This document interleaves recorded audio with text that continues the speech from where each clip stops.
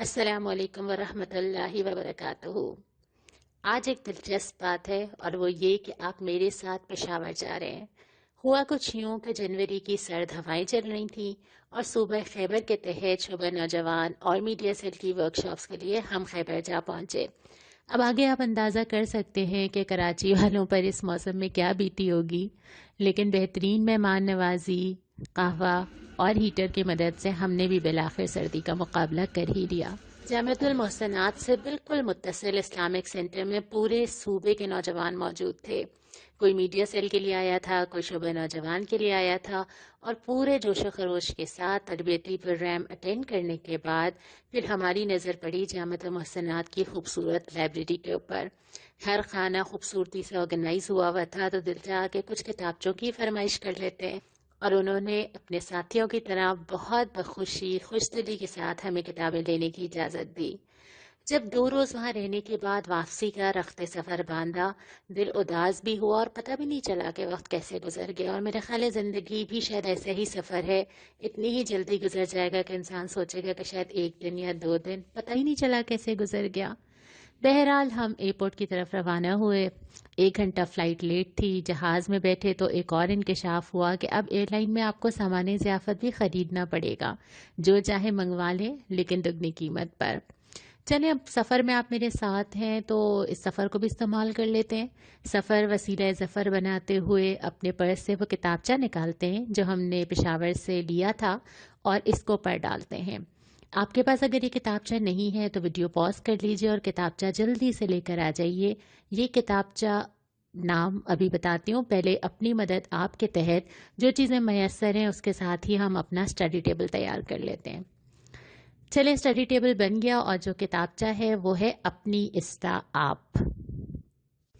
بسم اللہ کے ساتھ کتاب کو پڑھنا شروع کرتے ہیں۔ میرے پاس اس وقت ہائی لائٹر تو نہیں ہے، لیکن میں نشان لگا دوں گی اور بعد میں آپ کو اسکرین پہ صفحہ نمبر کے ساتھ ہم بتا دیں گے کہ آپ نے اپنے کتابچے میں کہاں کہاں ہائی لائٹ کرنا ہے۔ اس کے مصنف نعیم صدیقی صاحب ہیں۔ اگلے صفحے پہ آپ کو یہ بھی پتہ چل جائے گا کہ یہ کتاب آپ کو کہاں ملے گی۔ جیسے ہی کوئی بھی کتاب آپ شروع کرتے ہیں، فوراً ہی انڈیکس سے یا فہرست سے پتہ چل جاتا ہے کہ آج آپ کیا کیا پڑھ لیں گے۔ اس کے ساتھ مزید معلومات لینا چاہیں تو سب سے بہتر چیز یہ ہوتی ہے کہ تمہید آپ کو کتاب کے شروع میں ہی مل جاتی ہے، جہاں خود مؤلف بتا دیتے ہیں کہ ہم نے یہ کتاب کیوں لکھی ہے، اور یہاں پر بھی آخری سطر میں انہوں نے صاف صاف لکھا ہوا ہے کہ ایک قوم کی حیثیت سے ایک اخلاقی انقلاب کے ہم شدید محتاج ہیں، اور یہ پوری کتاب اسی پہ بات کرتی ہے۔ تمہید آپ پڑھ لیجئے گا اور اب کتاب کے اوپر آ جاتے ہیں۔ کتاب کے شروع میں درج ہے کہ ہر فرد کی اصلاح اصل ذمہ داری اس شخص کے اوپر خود عائد ہوتی ہے۔ خود ہی مصنف نے ساتھ ہی اس بات کی تصحیح بھی کر دی کہ یہ بات ٹھیک ہے کہ حیات اجتماعیہ کی اہمیت ہے، نظام جماعت کی، پاکیزہ معاشرے کی، صالح ماحول کی بھی بہت اہمیت ہے، لیکن اس کے ساتھ ساتھ یہ حقیقت اپنی جگہ برحق ہے، ہر شخص اپنا ذمہ دار خود ہے، ہر ایک کو اپنی جواب دہی خود ہی کرنی ہے۔ لہٰذا یہی وجہ ہے کہ انبیاء علیہ السلام نے سب سے پہلے کس کو پکارا؟ دعوت اصلاح کا اولین اور براہ راست مخاطب فرد تھا۔ اللہ تعالیٰ نے قرآن میں پکارا، قُوا انفسکم و اہلیکم نارا، اپنے آپ کو سب سے پہلے آگ سے بچاؤ۔ اب اس کے لیے جو ذمہ داری عائد کر دی گئی، بہت ساری چیزیں ہماری مدد باہر سے کرتی ہیں، خارج سے کرتی ہیں۔ کون کون سی چیزیں ہماری مدد کتنی کر سکتی ہیں اور کس حد تک کر سکتی ہیں؟ جیسے قانون کی طاقت، جتنے ہی قوانین بنا لیے جائیں وہ ایک حد تک ہی تو گرفت کر سکتے ہیں۔ دوسری چیز جو اس کے بعد آ جاتی ہے، رائے عامہ کی طاقت، آس پاس کے لوگ جو ہمیں بتاتے ہیں ٹھیک کرتے ہیں، لیکن وہ بھی ایک حد تک ہی ہوتے ہیں۔ نظام ہوتا ہے تعلیم کا، تربیت کا، خاندان کا، لیکن وہ بھی ہر جگہ نہیں جان سکتا۔ پھر نفسیات ہماری کیسے بنتی ہے، وہ بھی ایک حد تک اثر انداز ہوتی ہے۔ یہ ساری چیزیں ضروری لیکن ہماری ذمہ داری کم نہیں کر سکتی جب تک کہ انسان خود عزم نہ باندھ لے۔ کوئی قانون، واعظ، درس، تجزیہ، نظام تزکیہ یا تربیت کا آدمی کو صحیح نہیں بنا سکتی۔ اس لیے اگلے صفحے پہ آ جائیے اور یہ دیکھیے کہ اگر اصلاح کرنی ہے تو شروع کہاں سے ہوگا۔ پہلا نقطہ یہ ہوگا کہ انسان یہ احساس ذمہ داری لے، اپنا ذمہ دار میں خود ہوں۔ اس کے بعد جب انسان یہ ذمہ داری لے لیتا ہے تو خود تبدیل کرتا ہے. شیطان چاہتا ہے وہ نہ کرے نا، وہ اس کو طرح طرح کی چیزیں پلاتا ہے اور طرح طرح کے نظریے اس کے دل میں زندہ کرتا ہے، اور وہ کیا کرتا ہے پھر اپنی کمزوریاں دوسروں کے اوپر ڈالتا ہے. وہ کہتا ہے دوسرے ذمہ دار ہیں میرے بگاڑ کے، یا یہ کہتا ہے کوئی اور میری اصلاح کر دے نا، کوئی اور مجھے ٹھیک ٹھیک بنا دے. تیسری چیز وہ یہ کرتا ہے کہ وہ اسے دوسروں میں خرابی نظر آنے شروع ہو جاتی ہے. وہ کہتا ہے کہ دوسروں میں کوئی مسئلہ ہے جس کی وجہ سے میں درست نہیں ہو پا رہا، اور اپنی کوتاہیوں کا الزام دوسروں پہ ڈالتا چلا جاتا ہے. میری اصلاح ہونی تو چاہیے، کاش کوئی اور کر دے. اور اس کے بعد اگر یہ بھی نہیں ہوتا تو وہ کہتا ہے اچھا کسی اور میں خرابی ہے، کوئی مجھے ٹھیک ہی نہیں کر پا رہا، ہو سکتا ہے کہ اسلام اب ویسا نہیں رہا کہ میں نہیں چل پا رہی، ہو سکتا ہے کسی اور چیز میں خرابی ہے جو مجھے مشکل ہو رہی ہے. اور آخری چیز وہ کرتا ہے کہ وہ تقدیر کے اوپر ڈال دیتا ہے کہ یہ تو میری تقدیر میں تھا، میں تو کر ہی نہیں پایا، شاید منظور ہی نہیں تھا. اور اس طرح کر کے اپنا کیس بہت خوبی اور مہارت کے ساتھ مرتب کرتا چلا جاتا ہے، خود کو چھوٹ دیتا ہے اور دوسروں پہ الزام ڈالتا جاتا ہے. اس لیے دعوت انبیاء گونجتی ہے لہا ما کسبت وعلیہا مکتسبت، یا لنا اعمالنا ولکم اعمالکم. جو کرنا ہے اپنے لیے خود کرنا ہے. جس دن یہ حس چونکتی ہے انسان کسان کی طرح کھڑا ہو جاتا ہے، خود ہی کرنا ہے، خود ہی بنیاد ڈالنی ہے. لہٰذا انبیاء کی اصلاح کا ہدف اسی احساس ذمہ داری کو چونکانا، جھنجھوڑ دینا ہے کہ انسان اپنے دل کی، اپنے اعمال کی ذمہ داری لے.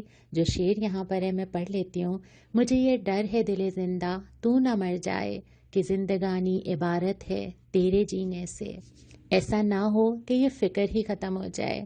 لہٰذا دل زندہ اور بیدار ہوتا ہے تو انسان یہ سوچتا ہے کہ میرا فرض کیا ہے، اور جب یہ مر جاتا ہے تو انسان دیکھتا ہے کہ دوسرے کیا کر رہے ہیں.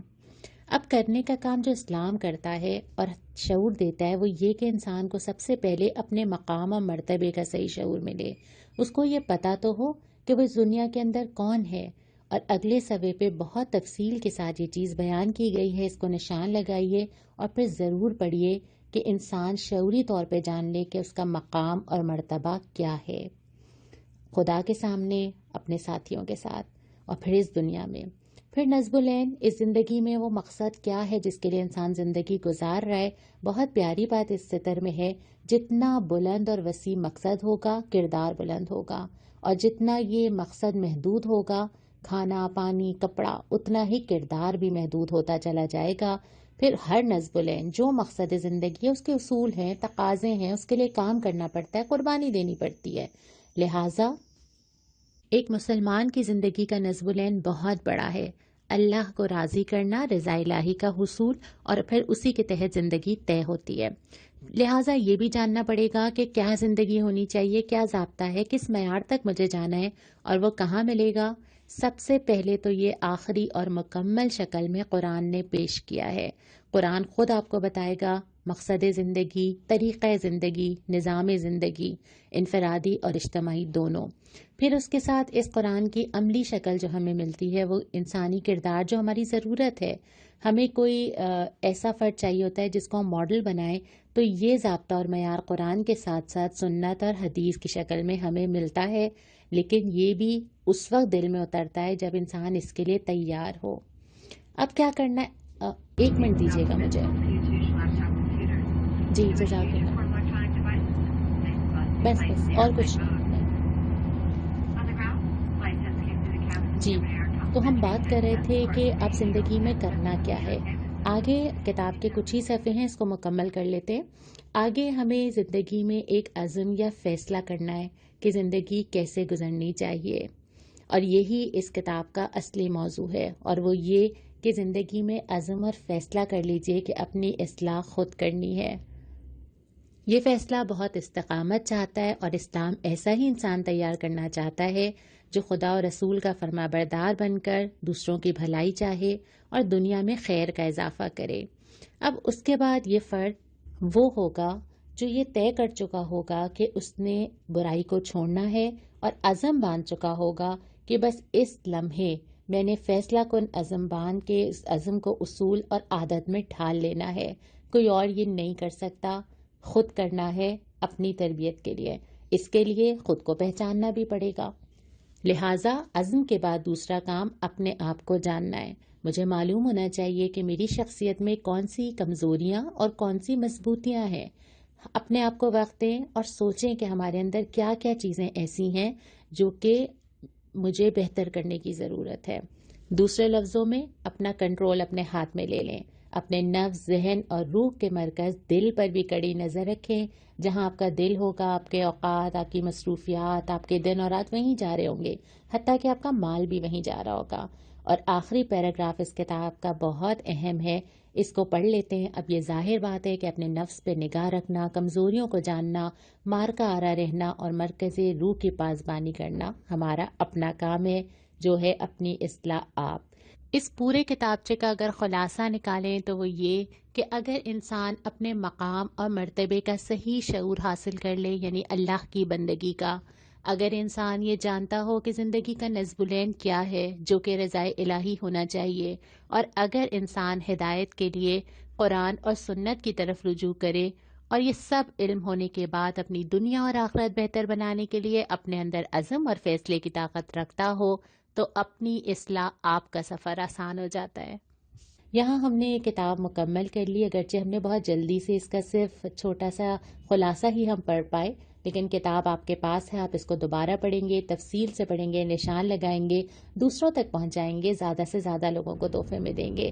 اب میں اپنا لنچ کر لیتی ہوں، اور آپ سے درخواست یہ ہے کہ آپ کے سامنے ای میل ایڈریس آ رہا ہے، اس پہ آپ فیڈ بیک بھی دیں گے. یہ بھی بتا سکتے ہیں کہ کیا آپ کبھی پشاور گئے ہیں اور کیا آپ کو وہاں اتنی سردی لگی، اور اس کے ساتھ ساتھ آپ یہ بھی بتائیں گے کہ اگلی کتاب آپ کون سی پڑھنا چاہتے ہیں. آپ کے ای میلز کا، کمنٹس کا انتظار رہے گا. السلام علیکم ورحمۃ اللہ.